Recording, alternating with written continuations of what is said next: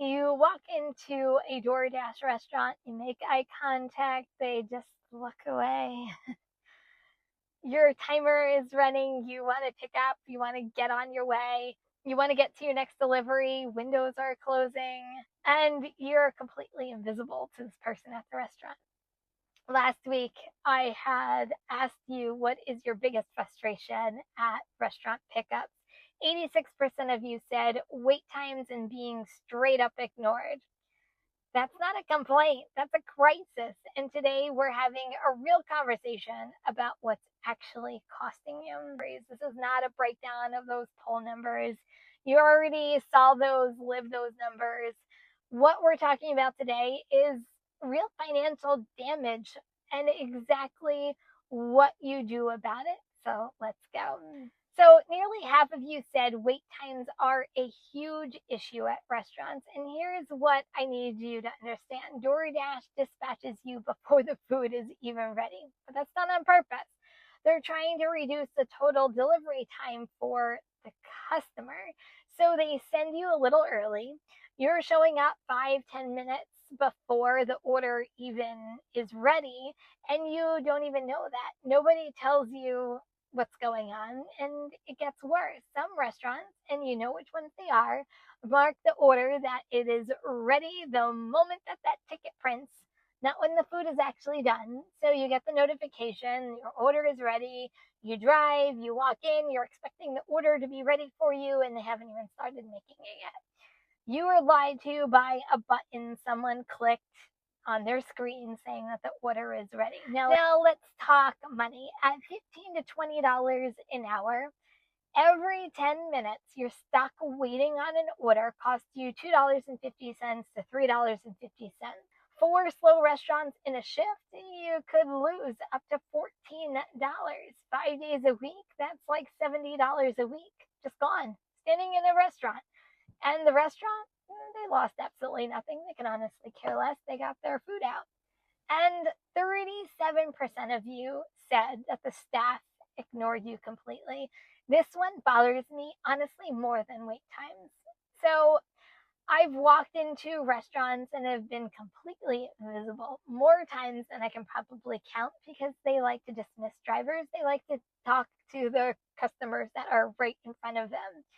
3 people behind the counter that chit-chatting, and they just go and back to what they were doing like you just don't even exist. Here's what's actually happening in most chains. There is an unofficial priority order: dine in, drive through, mobile, and then maybe DoorDash.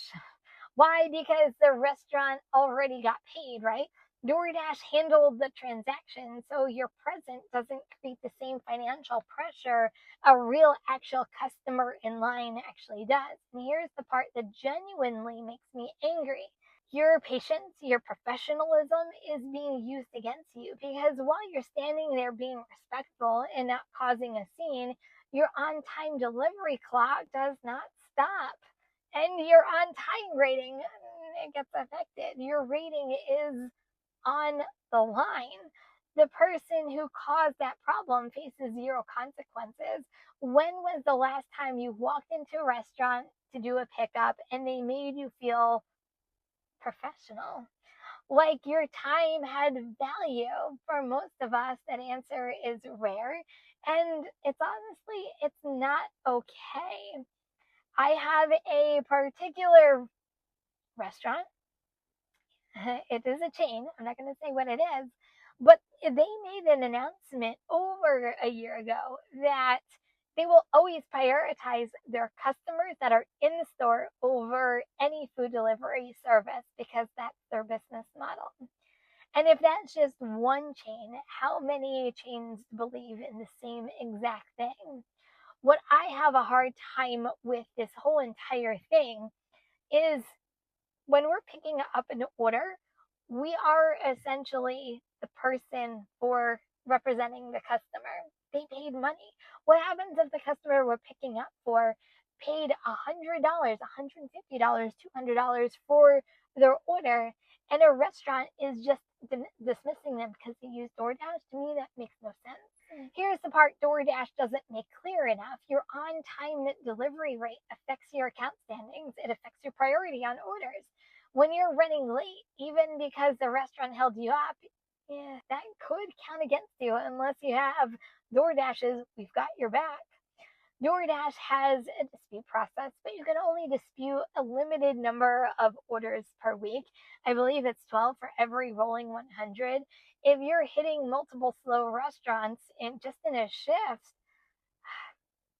it's going to be on you, regardless of whether you get those disputes. DoorDash publicly announced, I think back in 2022, that they are going to penalize McDonald's for slow prep times. That was 4 years ago. And 49% of the community just told me wait times are still their number one priority. The policy exists, enforcement is a whole different conversation. What we have is a system where a restaurant partner can slow you down considerably, mark your order ready before it really even is, and then ignore you at the counter and your metrics take a hit. You take the brunt of everything. I've been doing this for a while, and I say it plainly. It's just not fair. If this is hitting home, I need you to hit that like button and also subscribe to the channel for more videos like this one. So how do you protect yourself? The move number one, mark arrive immediately. The second that you pull up to the restaurant, hit arrived in the app. The timestamp is your arrival and it starts your paper trail.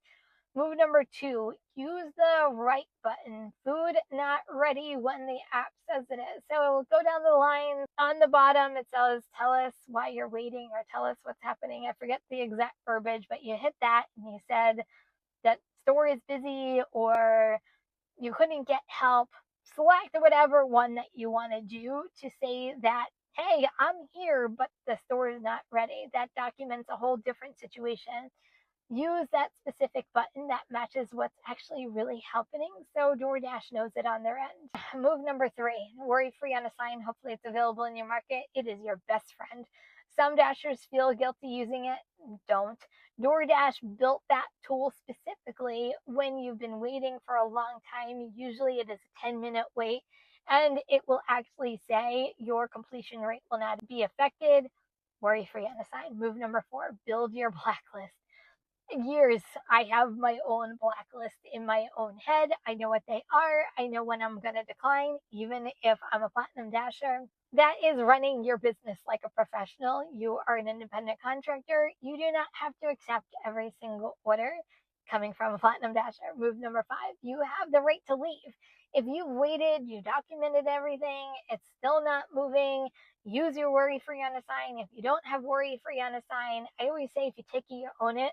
But if it is to the point where you have wasted enough time, you know what? Sometimes you just have to unassign an order and know when to do that. But know that you can never go below 90% completion rate because that will get you deactivated. I've seen DoorDash change pay structure, rating system, policies, through all of it. One thing hasn't changed.